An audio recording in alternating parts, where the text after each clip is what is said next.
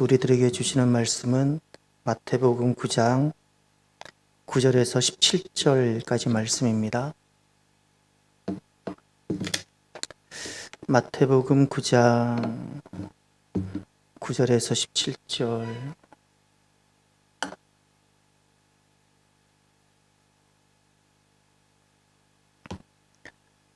저와 여러분이 한 절씩 교독하시겠습니다.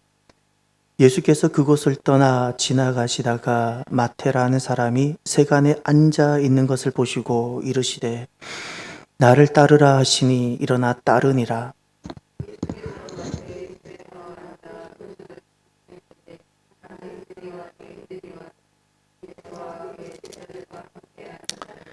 바리새인들이 보고 그의 제자들에게 이르되 어찌하여 너희 선생은 세리와 죄인들과 함께 잡수시느냐?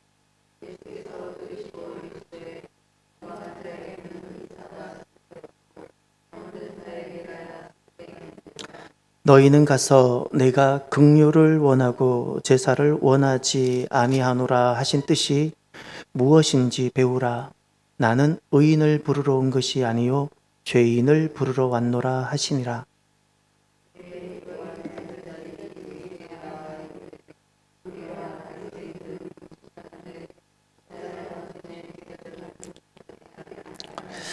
예수께서 그들에게 이르시되 혼인집 손님들이 신랑과 함께 있을 동안에 슬퍼할 수 있느냐?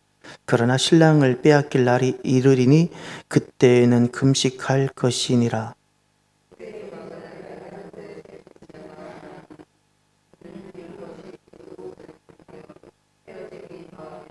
새 포도주를 낡은 가죽 부대에 넣지 아니하나니 그렇게 하면 부대가 터져 포도주에 쏟아지고 부대도 버리게 됨이라. 새 포도주는 새 부대에 넣어야 둘이 다 보존되느니라. 아멘. 주님께서 오늘 이 말씀을 통하여 우리에게 놀라운 은혜와 기적을 베풀어 주시기를 바랍니다. 지난 주일 집회를 통해서 수많은 우리가 간증을 들었지요. 목사님에게 행하셨던 수많은 간증. 그것을 요약하면 딱 이겁니다. 간증의는 다양하게 나타날 수 있는데 핵심은 그겁니다. 저를 따라 하십시오. 주님이 계십니다. 주님이 하십니다. 딱 요겁니다. 1시간 넘는 그 긴 말씀을 통해서 우리는 간증을 들었는데 딱 기억을 하십시오. 이런 간증이든 저런 간증이든 우리가 가져야 될 것은 딱 이겁니다. 어떤 신비로운 것을 사모하기보다 딱 이겁니다. 주님이 계십니다. 주님이 하십니다. 예. 우리가 이 믿음이 있어야 됩니다. 주님이 계십니다라는 믿음, 그리고 주님이 하십니다라는 이 믿음. 누구든지 주님이 어떤 상황에서도 주님이 계십니다라는 이 믿음, 그리고 어떤 상황에서도 주님은 잠자지 않고 일하시며 주님이 하시며 주님이 이루십니다라는 이 믿음이 있으면 그에게 기적이 일어날 겁니다. 그에게 기적이 일어납니다. 다시 한 번 더 나 자신에게 선포하고 말씀해 주십시오. 주님이 계십니다. 지금 계십니다. 믿습니까? 주님이 하십니다. 지금 일하십니다. 나에게 일하십니다. 믿습니까? 이 믿음이 어떤 상황에서도 잃어버리지 아니하고 상실되지 않도록 하십시오. 이 믿음, 이것이 나에게 주님에 대한 완전한 신뢰가 되어져야 됩니다. 수많은 상황과 여러 가지가 이 믿음을 상실하게끔 할 겁니다. 믿음 잃어버리지 마십시오. 믿음이 상실되면 하나님께서 베푸시고 그리고 예비해 두신 은혜를 내가 맛보지를 못하게 됩니다. 그러면 그때부터 내 인생은 척박해지는 겁니다. 우리는 이런 생각을 하는 것 같습니다. 우리가 환란이 초래되어지면 잘못했다. 사도 바울은 수많은 환란이 초래됐습니다. 사도 바울의 삶이 잘못됐나요? 아니요. 환란이 우리의 삶을 환란이 없어야 긍정이고 환란이 있으면 부정. 그것은 그렇지 않습니다. 그리스도인의 삶은, 믿음의 삶은 이런 겁니다. 그리스도인의 믿음의 삶은, 믿음은 환란을 없애는 것, 환란이 없는 삶이 아니라 환란이 있어도 때로는 환란을 초래하고 믿음을 지켰는데 환란이 올 수 있습니다. 믿음의 삶이란 무엇인가? 환란이 있고 때로는 감옥에도 갈 수 있습니다. 때로는 죽을 수도 있습니다. 그럼에도 불구하고 믿음의 삶이란 그럼에도 불구하고 복음이 진전되는 것이 믿음의 삶입니다. 환란이 있으면 잘못했구나, 되돌아가야겠다. 이건 믿음을 상실하는 겁니다. 믿음을 상실하는 겁니다. 모든 믿음의 선진들, 그리고 성경에서 말씀하고 있는 믿음의 사람들을 되돌아보십시오. 왜 움츠러듭니까? 환란이 초래됐다고 왜 움츠러듭니까? 왜 믿음을 내려놓습니까? 믿음이라는 것은 환란 때문에 되돌아가는 것이 아닙니다. 믿음 잃어버리지 마십시오. 믿음이라는 것은 복음의 진전을 가져오게 하는 겁니다. 복음의 진전. 그래서 이제 앞으로 오늘부터 김상열 집사님과 가족을 만나면 얼마나 슬퍼요. 이것은 잘못됐습니다. 잘못된 겁니다. 죽음이 부정적인 겁니까? 믿음을 지키다가 고난을 당하면 잘못된 겁니까? 격려해 주시고 응원해 주시고 기도해 주셔야 되는 겁니다. 이렇게 해 주셔야 되는 겁니다. 만약에 김상열 집사님을 보고 얼마나 슬퍼요? 우리도 마음 아파요. 계속 이렇게 반복한다면 여러분들은 천국에 가서도 사도 바울을 만나고 똑같이 하셔야 됩니다. 베드로를 만나도 똑같이 하셔야 됩니다. 그들이 믿음을 지킨 것이 여러분들에게 슬픔이 되어져야 되고 여러분은 비굴한 어떤 것이 하지 말아야 될 어떤 것이 되어져야 되는 겁니다. 그래서 믿음을 잃어버리지 마십시오. 믿음을 잃어버리지 말아야 그 자리에 하나님이 역사하시는 기적, 우리 눈에 보이는 기적이 나타나는 겁니다. 우리가 살아가면서 성령님의 다양한 역사를 경험해 다 많은 영적 경험들이 있죠. 말씀을 준비하면서 그 사람들은 영적 경험들을 이렇게 좋아하고 그러죠. 제 안에도 수많은 영적 경험들이 일어났습니다. 저는 병원에서 수술을 해야 되고, 병원에서 수술해도 한 번에 낫지 않는다는 그 충농증을 주님께서 찬양을 하도록 하기 위하여 제 기도가 딱 그것이었어요. 주님, 제가 찬양을 해야 되는데, 그때 교육전도사 시절 청소년 사역을 하면서 청소년 사역팀에 제가 또 찬양단도 만들고 그들을 훈련도 시키고 주일 오후 예배 내가 또 청년들을 데리고 찬양팀을 인도하면서 제가 찬양을 하는데 제가 신대원 시절 다니고 있을 때 교회 집회가 있으면 다 나와서 새벽부터 밤까지 사역하고 그럼 앞에서 제가 찬양 인도하고 그런데 충농증이 있으니까 찬양이 어려워요. 호흡도 어렵고 그래서 제가 기도를 이렇게 했어요. 하나님, 제가 찬양을 해야 합니다. 충농증 때문에 너무너무 힘듭니다. 호흡도 잘 안 되고 그래서 고쳐주십시오. 어떻게 됐을까요? 갑자기 코가 그릉 거리더니 뭐가 이렇게 나오기 시작하는데 충농증이 그런 거라는 걸 제가 처음 봤어요. 일반 코하고 이 점액성이 달라요. 훨씬 더 쫀득쫀득한 것이 이제 막 나오기 시작하는데 잡아 당겼어요. 죄송해요. 참 이렇게 막 나오는데 이게 안에 피가 같이 고여서 그런지 보랏빛이에요. 시커먼 보랏빛. 꼭 죽음의 색깔 같이. 막 이렇게 나와가지고 손바닥에 지금 이만큼 받았어요. 이건 제 사실이에요. 그 전까지는 코가 항상 한쪽이 막혔어요. 그리고 냄새도 나고, 그리고 여기가 아프고, 없어졌어요. 저는 군생활 장교 훈련 받으면서 무릎 2개가 관절이 다 나갔어요. 결혼할 때 그 군생활 마치고, 신학 다니다가, 그 결혼을 했죠. 사모가 기억해요. 젊은 사람이 계속 저녁마다 무릎 아프다고 무릎 만져달라고. 제가 29에 결혼했는데 29 젊은 남자가 밤마다 무릎이 아프다고 제가 이랬었어요. 무릎 만져달라고. 그럼 막 사모가 아내가 막 무릎 만져주고 허리 아프다고 허리도 막 만져달라고. 무릎 깨끗하게 나았어요. 병원 한 번도 안 갔어요. 이거 어떻게 설명하겠어요? 깨끗하게 나았어요. 우리가 그거 말고 수많은 간증거리들이 많습니다. 그럼에도 불구하고 누군가가 제게 물은다면 목사님 인생의 최고의 그 감격스러운 순간, 최고의 기적의 순간은 어떤 순간입니까? 라고 묻는다면 제게 있었던 그 죽음의 사고의 순간에서부터 벗어난 것, 뭐 별별 순간들이 많이 있지만 새벽에 저를 깨워주신 하나님의 그 종소리부터 해서 수많은 것들이 많이 있지만 그 어떤 것도 아니고 충농증도 아니고 무릎 관절 고쳐진 것도 아니고 뭐 수많은 어떤 것도 아니고 교회가 지난날 막 부흥되어진 이런 것도 아니고 주님께서 나에게 오셔서 나와 함께 하실 때입니다. 이게 최고의 순간이었어요. 제게는 그것이 최고의 순간이에요. 그러니 사랑하는 성도 여러분, 제가 여러분에게 분명히 부탁하고 우리가 이렇게 살았으면 좋은 것이 하나 있습니다. 기적인이 되지 마시고 성령인이 되십시오. 기적인이 되지 말고 성령인. 기적인은 신비주의자가 되는 위험성이 너무나 또 농후하게 됩니다. 성령인이란 성령의 사람입니다. 성령님께 사로잡혀서 성령님이 주신 은사를 가지고 내가 성령의 삶을 살아가며 성령의 열매를 맺는 거예요. 할렐루야. 주님이 가장 바라시는 것이에요. 세상은 기적인을 원해요. 세상은 표적만 바라고. 주님은 우리가 기적인이 되는 것이 원하는 그 아니고 성령인입니다. 성령의 사람. 성령의 사람. 육의 사람에서 영의 사람이 되고, 이 성령의 사람이 되는 것이 주님이 가장 바라는 것. 성령의 사람은 5가지 삶을 살아갑니다. 첫 번째, 예수의 삶입니다. 성령의 사람은 예수님만 주가 됩니다. 그리고 예수님을 그리스도, 다시 말해 구주로 모십니다. 다른 구원이 없습니다. 이것은 너무나도 단호합니다. 이것을 위해서는 어떤 것도 타협이 안 됩니다. 자녀도 타협이 안 되고 내 생명하고도 타협이 되지 않습니다. 예수님이 주요 구주입니다. 이것이 예수의 삶이라는 겁니다. 이것이 첫 번째입니다. 두 번째, 성령의 사람은 말씀의 삶을 살아냅니다. 말씀은 주님이 주신 겁니다.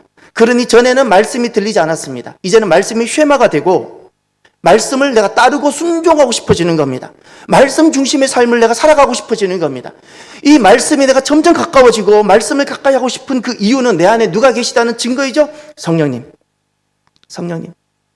세 번째, 성령의 사람은 어떤 삶을 살아내는가? 교회의 교회의 삶. 전에는 예수님이 내게 오시기 전에는 내가 중요하고 개인주의, 이기주의, 조금 더 넓히면 그저 내 가정 정도, 이런 수준으로 살았습니다. 남들은 나 때문에 피해를 입든 말든 상관없습니다. 세상이 오늘 또 그렇게 살아갑니다. 성령님이 오십니다. 그때부터는 남이 보이기 시작하고 너가 중요하게 되어지는 거예요. 하나님 나라의 가족을 이루게 되어지는 겁니다. 공동체입니다. 주님의 몸을 이루게 되어지는 겁니다. 내가 주님의 몸을 이루게 됩니다. 그것이 교회입니다. 이것이 공동체입니다. 성령님이 오시면 성령님이 교회를 세우셨고요. 성령님이 오시면 내가 교회를 이루는 공동체 사람이 되는 겁니다. 네 번째, 성령의 사람은 증인의 삶을 살아갑니다. 성령님께서 우리에게 은사 주시고 능력 주시면 주님을 딱 만나고 나면 그때부터 누가 가르치지 않아도 본능적으로, 영적 본능적으로 내가 하게 되어지는 것이 있는데 영혼 구원의 삶입니다. 누구를 만나도 예수님을 전하는 것이 부끄럽지 않고 전하고 싶어지는 거예요. 부끄러운 것이 아니고 주님을 전하지 못해서 막 안달되어지는 거예요. 이것이 성령의 사람.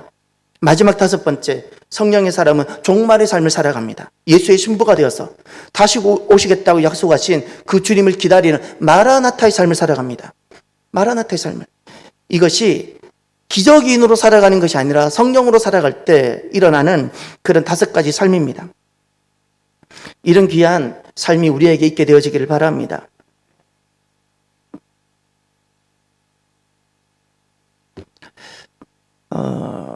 지금 우리가 마태복음 8장과 9장 기적 집성장을 보고 있습니다. 그런데 오늘 본문은 참 특별합니다. 오늘 우리가 읽었던 본문에는 기적이 나타나지 않습니다. 그런데 진짜 기적이 없을까요? 마태를 주님이 부르십니다. 그리고 마태 부르신 다음에 주님께서는 금식이라는 주제를 가지고 요한의 제자들과 논쟁을 하십니다. 기적이 없습니다. 우리가 이런 질문을 해볼 수 있습니다. 왜 기적들만 모여있는 이 말씀 가운데 기적과 관련 없어 보이는 2가지 사건이 있을까?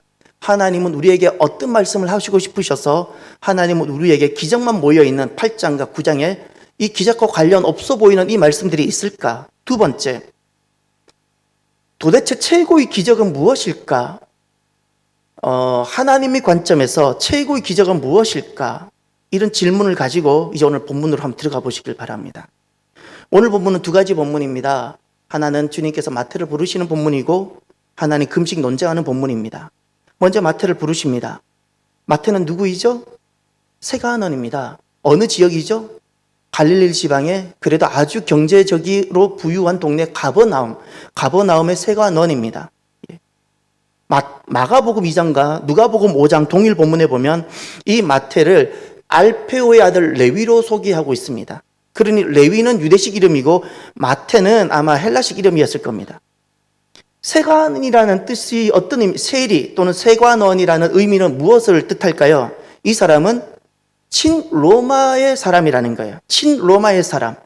그리고 또 세리라고 한다든지 세관이라고 하면 어떤 의미일까요? 어떤 의미가 포함되어 있을까요? 부유한 삶, 부유한 자, 경제적인 부유가 있는 삶.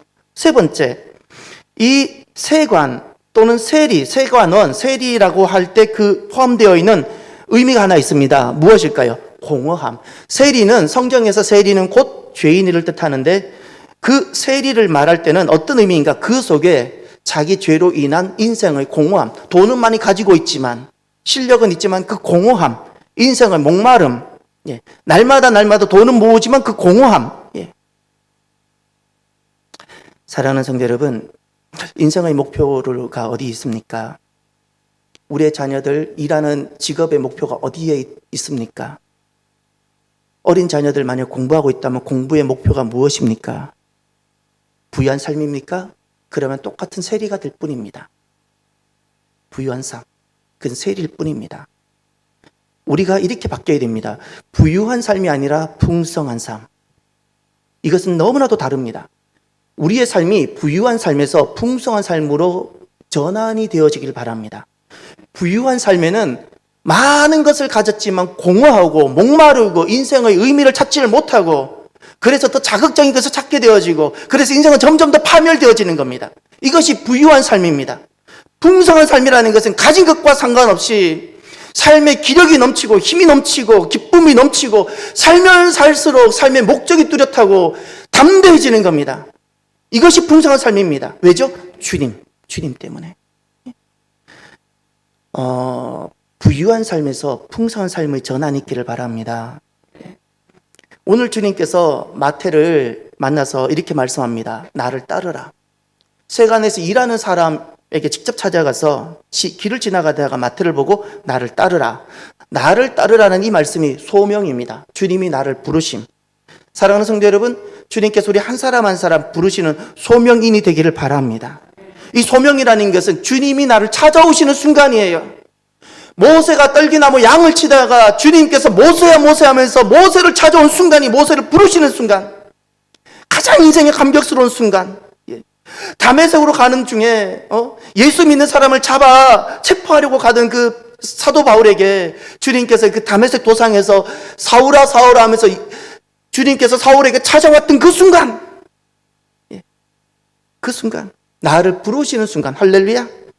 나를 따르라라는 것은 바로 주님이 나를 부르시는 순간입니다. 나를 부르심, 이것을 소명이라 부릅니다. 이 주님께서 나를 딱 부르실 때 우리 안에 두 가지가 정리가 되어집니다. 그래서 이 소명이 너무나도 귀한데 두 가지가 무엇이 정리가 되는 거 아니? 하나가 과거가 정리가 됩니다. 지난날 내가 예수님을 믿는 사람을 잡아 죽였던, 내가 어떤 죄가 있었던 내 과거가 주님께 용납이 되어지고 사함 받습니다. 할렐루야. 과거가 정리가 되어집니다. 우리가 과거가 정리되지 않기 때문에 오늘과 내일의 삶을 풀어내지 못하고 얽혀버리는데 이것이 정리가 되어지는 거예요. 두 번째, 미래가 새로워지는 겁니다. 내 새로운 신분을 갖게 되어집니다. 주님이 내게 오시면 지난 날에는 이 땅에서 내가 가지고 있었던 이름과 땅에서 얻었던 이 신분, 이것 가지고 난 땅에 매여서 나는 그냥 죽지 못해 사는 인생으로 살았는데 주님이 나를 딱 부르시면 모세야 모세야, 사울아 사울아 딱 부르시는 그 순간, 그가 지금까지는 양치기로 있었다면, 그가 지금까지 예수 믿는 사람을 박해하는 사람으로 딱 살았다면 주님께서 나를 부르시는 순간 그의 신분이 바뀝니다. 하나님의 자녀로, 할렐루야, 하나님의 백성으로. 전에는 애굽이 좋아서 애굽에 속했던 사람이 이제는 주님께 속해지고 싶은 거예요. 하나님의 백성, 하나님의 자녀. 새로운 생명이 시작되어지는 거예요. 할렐루야. 미래가 새로워지는 거예요. 새로운 신분, 새로운 날, 이것이 주님께서 나를 찾아오셔서 부르실 때 있게 되어지는 겁니다. 있게 되어집니다.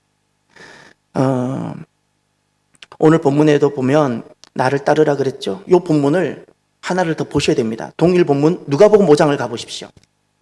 누가복음 5장을 가시면 몇 절을 보시냐면 27절을 보면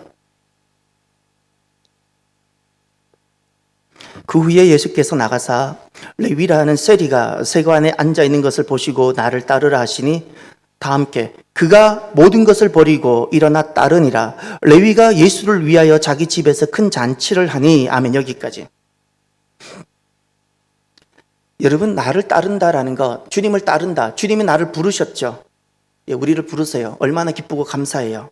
그러면 주님의 부르심에 내가 응답하는 모습이 바로 제자인데, 믿음은 응답이고요. 믿음은 따르는 것이고, 이 따르는 삶을 제자 돌아 불러요. 믿음은 반드시 따르는 겁니다. 믿음은 모세는 주님을 만나고 나서 주님을 따르면서 그가 치고 있던 모든 양과 모든 것을 내려놓고 주님을 따르기 시작했습니다. 사도 바울도 마찬가지입니다. 주님을 만난 모든 사람들은 주님께 응답하고 따르기 시작했습니다. 그러면 따른다라는 것이 무엇일까요? 다시 누가복음 5장 28절로 가보세요. 27절에 나를 따르라 주님 부르심이 있었죠. 소명입니다. 여기에 주님을 따른다는 응답이 어떻게 나타나나요? 28절 그가 모든 것을 버리고 일어나 따르니라 그랬죠. 모든 것을 버렸다 그랬죠. 이것을 무엇이라 부르는 거 아니 직업을 팽개친다, 가족을 버린다, 단순한 그런 어떤 피상적인 것이 아닙니다. 그런 것이 아닙니다. 꼭 기억하십시오. 삶의 순서가 새로 정렬됩니다. 전에는 가족이 중요했어요. 전에는 직업이 중요했어요. 전에는 세관이 중요했고 내 밥 먹고 사는 것이 중요하고, 그런데 주님을 따르게 되면 어떻게 되는가? 똑같은 세관이 될 수도 있어요.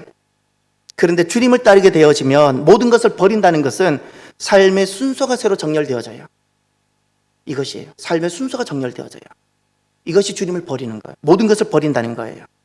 두 번째, 29절 레위가 예수를 위하여 자기 집에서 큰 잔치를 했다 그랬죠. 주님을 따른다는 것은 무엇일까요? 내가 믿음으로 응답한다는 것은 무엇이겠습니까? 그것은 주님을 위하여, 예수를 위하여, 이것이 삶의 목적입니다. 삶의 목적이 새로 정렬되어집니다. 삶의 순서가 새로 정렬되고 삶의 목적이 새로 정렬되는 것이, 근데 그 삶의 목적이 무엇이에요? 예수를 위하여. 할렐루야. 전에는 나를 위해서, 아니면 전에는 좀 더 큰 마음으로 내 자녀를 위해서 그렇게 내가 희생하고 살아왔다면, 주님이 나를 딱 찾아오시고 나를 부르신 다음 소명이 내게 있고 나면 그 다음부터는 예수를 위하여 살고 싶어집니다. 삶의 목적이 달라집니다. 삶의 목적이 새로 정렬되어집니다. 삶의 순서가 새로 정렬되어집니다. 이것을 주님은 너는 나를 따른다 라고 인정해 주시는 겁니다. 사랑하는 성도 여러분, 삶은 소명입니다. 제가 경험하고 제가 내 다음 세대에게 분명히 전해주고 싶은 메시지가 있는데, 그것은 무엇인가 하니 삶은 소명이어야 합니다. 삶이 소명이 아닌 사람은 죄송하지만 그 사람의 삶은 안 봐도 압니다. 그가 지금 어떤 삶을 살아가든, 어떤 위치에서 무엇을 하고 살아가든 그의 삶은 공허하고 다람쥐 쳇바퀴 돌듯한 삶이 될 수밖에 없습니다. 삶은 언제부터 풍성한 삶으로 바뀌는가? 소명일 때부터. 소명일 때부터. 전에는 내가 좋아서 한 남자를 만났다면, 행복이 귀신했다면, 이제는 소명이 되어져야 돼요. 내가 이 가정 속에 내가 있는 것도 하나님의 소명, 부르심이고, 자녀도 소명이고, 교회도 소명이고, 일터도 소명이고, 할렐루야. 그때부터 하나님이 예비해 두신 풍성한 삶이 시작이 되어지는 겁니다. 삶은 소명이어야 됩니다. 소명. 소명이어야 됩니다.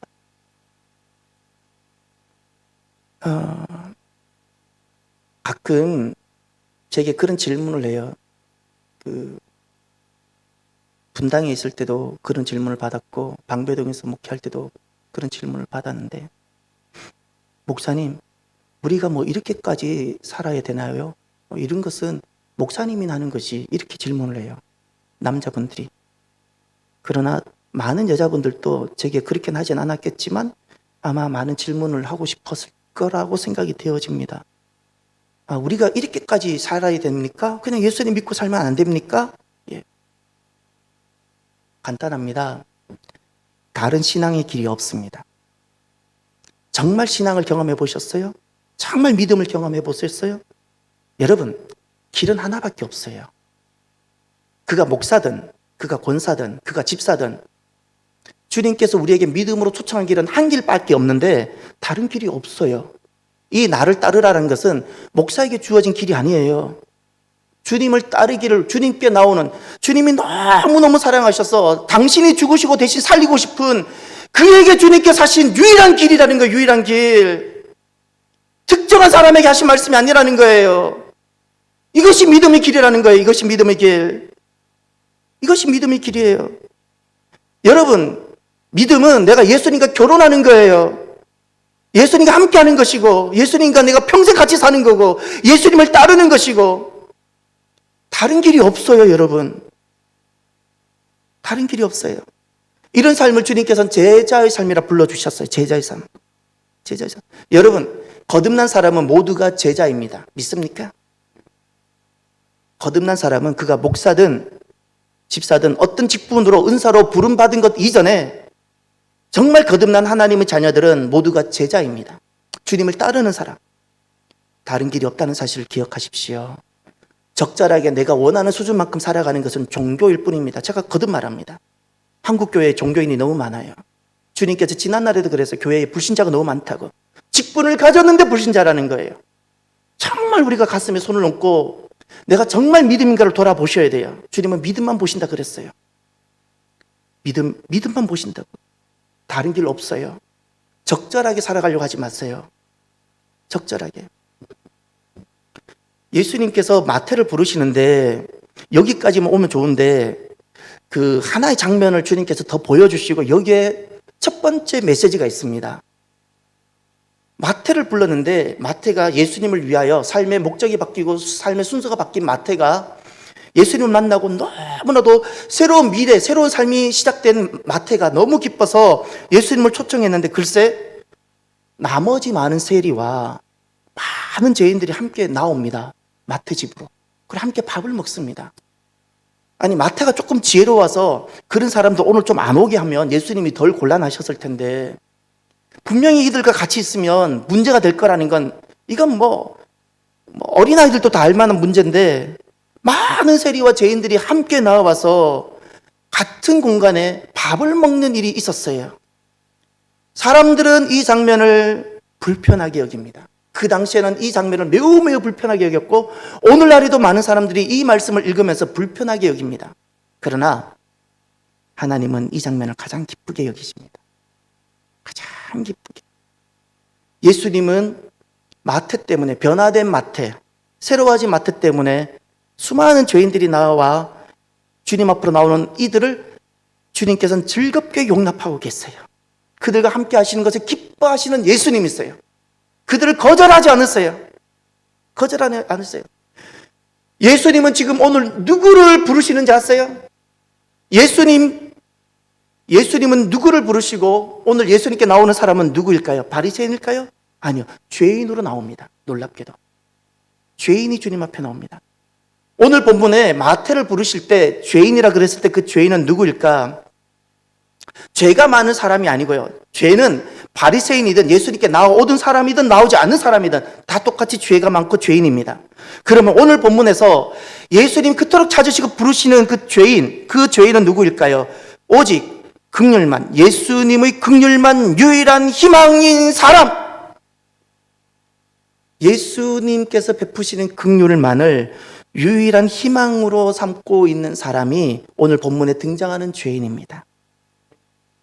예수님 외에는 내 인생에 희망이 없고 나는 나 자신에게 조금도 가망이 없다고 스스로 인정하는 사람, 내가 이렇게 가진 것이 많은 세리이고 그렇게 부자고 내가 친로마 사람들에게 수많은 정치 배경에 수많은 권력자가 내 뒤에 서 있을지라도 나는 도무지 나 자신에게 가망이 없다고 인정하며 내 유일한 희망은 예수님 뿐이라고 인정하는 그 사람이 죄인입니다. 오늘 이들이 주님 앞에 나와 주님은 이들을 용납해 주시고, 사랑하는 성도 여러분, 놀랍게도 저는 오늘 이 본문을 보면서 사람들의 기적과 하나님의 기적이 다르구나. 사람들은 이렇게 생각합니다. 내 병이 낫기를. 사람들은 이렇게 생각합니다. 기적이라고 하면 내가 어떤 기도 제목이 응답되기를. 근데 하나님께서 생각하시는 기적이 있는데 그것은 한 죄인이 자기 자신에게 소망이 없다는 것을 인정하고 내가 죄인임을 인정하고 주님 앞에 나와 과거가 정리되고 용납되어지고 죄가 사함받고 그가 새로운 삶, 새로운 시간을 살고 새로운 신분을 가지고 살아가는 것, 이것이 하나님께는 기적입니다. 하나님이 바라시는 기적이 바로 이겁니다. 그러면 최고의 기적은 무엇일까요? 병이 고쳐지는 것일까요? 병이 고쳐지거나 귀신이 떠나가는 것은 기적 중에 지극히 작은 겁니다. 있어도 되고 없어도 되는 겁니다. 지극히 작은 겁니다. 그러나 있기를 바라요. 그러나 중요한 것은 병이 고쳐지는 것, 응답이 오고 체험이 이런 것이 최고의 기적이 아닙니다. 내 영혼이 죄인임을 알고 제사함을 받고 영생에 이르고 어떤 사건이 아니라 구원이 최고의 기적입니다. 최고의 기적. 이것이 마태의 부름을 통해서 죄인들이 나온 사건을 통해서 주님께서 우리에게 말씀하고 있는 겁니다. 두 번째, 금식 논쟁입니다. 이번에는 요한의 제자들, 세례 요한입니다. 금식을 많이 했던 세례 요한들, 세례 요한 그리고 그 제자들 얼마나 금식을 많이 했겠습니까? 세례 요한의 제자들이 나와 예수님께 질문합니다. 우리와 바리새인들은 금식하는데 왜 예수님의 제자들은 금식하지 않습니까? 이런 질문입니다. 예. 요한의 제자들이 뜻하는 바가 있습니다. 지금 예수님께 마태의 집에 계시는 가버나움 마태의 집에 계시는 예수님께 세례 요한의 제자들이 나왔어요. 세례 요한의 제자들이 뜻하는 바가 무엇일까요? 예수님을 만나기 전 구약의 질서로 살아가는 마지막 세대. 예수님을 만나기 전, 예수님을 구주로 만나기 전 구약의 질서로 살아가는 마지막 세대가 세례 요한의 제자들입니다. 그러면 그들이 제안했던 금식이라는 것은 무엇일까요? 금식이라는 것은 그 구약의 질서를 상징하는 겁니다. 구약의 질서. 단순히 금식만이 아닙니다. 수많은 것들, 이건 다 구약의 질서를 상징합니다. 다시 말해서 구약이라는 것은 옛 언약을 말씀합니다. 주님께서 오셔서 우리에게 새 언약을 맺어주셨습니다. 이 새 언약은 우리가 맺은 것이 아니라 예수님, 우리가 맺은 모든 언약은 우리가 다 깨어버렸습니다. 돌로 맺은 언약도 깨어버렸어요. 짐승의 피로 맺은 언약도 우리가 다 깨어버렸어요. 모든 언약은 우리가 다 깨어버렸어요. 그래서 주님께서 대신 언약을 맺어주셨습니다. 예수님의 피로, 하나님과 우리 사이에 예수님의 피로 우리에게 새 언약을 맺어주셨습니다. 예수님이 맺어주셨습니다. 예수님 피로 맺은 언약입니다. 이것이 오늘 우리는 늘 반복하면서 하는 성찬식입니다. 예. 성찬식. 오늘 이 금식 논쟁은 바로 그 부분을 다루고 있는 겁니다. 예수님께서 이렇게 말합니다. 그들에게 혼인잔치 비유를 먼저 말씀하시면서 신랑이 있는데 왜 슬퍼해야 되냐? 지금 혼인잔치다. 혼인잔치다. 신랑이 있는데 왜 금식해야 되냐? 잔칫날에 금식하는 사람이 누가 있느냐? 이것은 무엇인가니 그 혼인잔치의 기쁨, 예수님과 함께하는 기쁨, 성령님과 동행하는 그 기쁨을 말씀합니다. 여러분, 우리가 진짜 슬퍼해야 되는 것이 있습니다. 병이 오는 것이 슬픈 것이 아니라 내가 진짜 슬퍼해야 되는 것은 주님과 성령님과 내가 함께 동행하지 못하는 것. 풍성한 삶이 아니라 부유한 삶인 경우, 이것을 내가 슬퍼하셔야 돼요. 풍성한 삶이어야 되는데 주님과 함께하는, 내 영혼이 살아나고 풍성하고 기쁘고 가슴 벅차고 막 속에서 기쁨이 샘솟고 이 풍성한 삶이 되어져야 되는데 그냥 부유한 삶, 많은 것을, 땅의 것을 다 썩어지고 없어질, 버려야 될 것을 그걸 많이 붙잡고 있는 삶, 이것을 슬퍼해야 되는 겁니다. 이것을 슬퍼해야 되는 거예요. 주님께서 또 한 가지 비유를 하나 드셨습니다. 새 포도주는 새 부대에 담아야 된다고. 새 포도주를 옛 부대에 담으면 옛 부대가 찢어진다고 말씀하셨습니다. 여기서 말하는 새 포도주는 무엇을 뜻할까요? 새 포도주, 담기는 내용입니다. 새 부대라는 것은 둘러싸고 있는 겁니다. 핵심이, 새 포도주라는 것은 가치입니다. 가치. 무엇인가요? 복음으로 인한 새로운 가치, 새로운 질서. 이것이 새 포도주입니다. 비유. 그럼 부대라는 것은 무엇일까요? 이 가치를 안고 담고 살아가는 제자의 새로운 삶, 새로운 사람이 되어서 새로운 가치를 가지고 새로운 질서를 내가 품고 내가 새로운 삶을 살아가는 새 사람. 할렐루야. 복음은 구약의 예스피릿으로는 복음의 삶을 살아내지 못한다는 거예요. 제자의 삶이에요. 제자의 삶을 살 때 새로운 가치, 새로운 질서라면 구약의 스피릿으로는 되지 않는다는 거예요. 복음의 스피릿, 주님 나를 따르라. 그 말씀에 삶의 순서가 바뀌고 삶의 목적이 달라진 이 제자의 삶을 살아가는 것이, 제자의 삶을 살아야 되는 거예요. 사랑하는 성도 여러분, 최고의 기적이 무엇일까요? 최고의 기적이라는 것은 병 정도가 고쳐지는 것이 아니라 내게 새로운 가치, 전에 없던 새로운 가치. 전에는 부유하게 하는 것이 최고의 가치였어요. 전에는 잘 사는 것이 최고의 가치였다면 이제는 전에 없던 새로운 가치, 전에 없던 새로운 질서, 하늘의 질서들, 예수님과 함께하고 성령님과 함께하며 내가 주님을 따르게 되는 이런 새로운 가치와 새로운 질서가 내게 생겨난 이 변화된 삶, 할렐루야. 이걸 변화된 삶이라 부릅니다. 내 삶이 변화가 되는 겁니다. 사람은 그 모양은 똑같은데 삶은 송두리째 바뀌는 겁니다. 이것이 최고의 기적입니다. 최고의 기적. 이것이 금식 논쟁을 통해서 주님께서 우리에게 보여주시는 말씀입니다. 사랑하는 성도 여러분, 오늘 이제 그 마태가 부름받고 그리고 금식 논쟁하는 것을 통해서 우리에게 한 가지 생각을 하게 하십니다. 사람이 생각하는 기적이 있고, 그러나 주님께서 정말 바라시는 기적의 현장이 있다는 것입니다. 주님이 그토록 바라시는 기적은 무엇일까요? 최고의 기적. 그래서 우리는 그것을 최고의 기적이라 부른다면 최고의 기적은 무엇일까요? 내게는 병이 떠나는 것 정도가 아니라 내가 주님의 부르심에 응답하며 따르며 내 과거가 정리되고 나에게 새로운 삶이 시작되는 것. 할렐루야. 새로운 생명. 땅에서는 도무지 어찌할 수 없는 새로운 생명. 이것이 최고의 기적이고 새로운 존재가 되는 것. 또 이제는 주님이 내게 주시는 새로운 그 복음이 내게 가져다 주는 새로운 가치가 있어요. 전에는 돈이 최고였다면, 돈을 가치에 두고 살았다면 이제는 또 다른 새로운 가치. 내가 분명히 땅에 살아가지만 영의 새로운 질서와 하나님 나라의 새로운 질서가 있는데 그 새로운 질서 속에 내가 들어가서 그 새로운 질서를 살아내는 이 변화된 새 사람, 변화된 삶, 이런 삶을 살아내는 것이 최고의 기적입니다. 주님을 따르는 자가 되고 변화된 삶을 살아가는 이것이 주님께서 그토록 바라시는, 우리에게 있기를 바라는 최고의 기적입니다. 오늘 우리에게 이 최고의 기적이 있기를, 오늘이 바로 그 최고의 기적의 날이 되기를, 부르심에 응답하고 내 과거가 정리되고 새로운 미래가 주어지며 그리고 새로운 가치를 가지고 변화된 삶을 살아가는 저와 여러분이 되기를 주의 이름으로 축원합니다.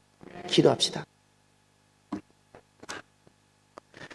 오늘 나에게 주시는 말씀을 가슴에 품고 주님 앞에 응답하십시오. 그리고 결단하십시오. 이 시간 그리고 최고의 기적이 나에게 있고 이젠 다른 기적을 구하기보다 이 최고의 기적이 내 곁에 있는 수많은 사람들에게 일어날 수 있도록 기도하시길 바랍니다. 함께 기도합시다. 할렐루야. 하나님 아버지 감사합니다. 오늘이 기적의 날이 되게 하여 주옵소서. 수많은 기적이 있습니다. 수많은 하나님 경험들이 있습니다. 그러나 최고의 기적이 되길 원합니다. 주님 부르심에 응답하며 제자의 삶을 살아가고 과거가 정리되어지고 새로운 미래가 하나님 아버지 참으로 선물로 주어지고 존재가 바뀌고 신분이 달라지고 하나님 이와 같은 최고의 기적이 우리에게 이루어지고, 전에는 하나님 땅의 가치를 붙들고 살아갔다면 이제는 새로운 가치를 가지고 새로운 하늘의 질서를 가지고 이 땅에서 살아가는 변화된 새 삶을 살아가는 하나님 최고의 기적이 있는 사랑하는 성도들과 가정들이 주여 되게 하여 주시옵소서. 주님 부유한 삶에서 풍성한 삶이 되게 하여 주시고 이제 하나님 아버지 참으로 변화된 새 삶을 통해서 최고의 기적의 사람들이 되게 하옵소서. 감사합니다.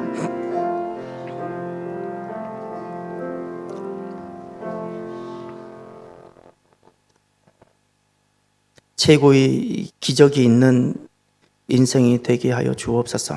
주님은 우리를 아십니다. 우리 마음을 아십니다. 주님은 우리 한 사람 한 사람 마음을 아십니다. 지금 또 우리의 믿음을 보시고 마음을 보십니다. 매 순간 믿음이 되게 하여 주옵소서. 믿음 잃어버리지 않게 하옵소서. 오늘이라도 주님 오시면 내가 준비되어져 있기를 바랍니다. 이것저것 세상에 얽히지 않게 하여 주시고, 이것저것 사람에 얽히지 않게 하여 주시고, 나를 하나님 앞에 딱 세우고, 오늘 또 믿음으로 걸어가고, 믿음 잃어버리지 않고, 믿음 지키며, 그래서 우리의 삶이 하나님께서 역사하시는 역사로 가득하게 하여 주옵소서. 오늘 우리가 최고의 기적의 인생이 되기를 소원합니다. 내게 병정도 하나 다루어지는 그런 인생이 아니라 죄가 처리가 되어지고 새 삶이 주어지고 신분이 달라지고 영생, 참된 생명을 소유한 하나님 인생이 되게 하여 주시며, 이제는 전엔 땅의 것을 가치 있게 붙잡고 살아가는 인생이라면 이젠 새로운 가치, 영생의 가치, 복음의 가치, 천국의 가치를 붙들고 새로운 질서로 살아내는 변화된 삶이 있게 하여 주옵소서. 참으로 감사하며 예수님 이름으로 기도드립니다. 아멘. 지금은 우리 주 예수 그리스도의 크신 은혜와 하나님 아버지의 인자하신 사랑하심과 성령님의 교통하시며 함께하심이 오늘 주신 이 말씀을 붙들고 병 하나에 신음하는 자가 아니라 내 죄가 처리되는 새 신분을 가지고 변화된 새 삶을 살아가는 최고의 기적인이 되기를 결단하는 사랑하는 모든 성도들 머리 위에 이제로부터 영원토록 함께 하시기를 간절히 축원하옵나이다. 아멘.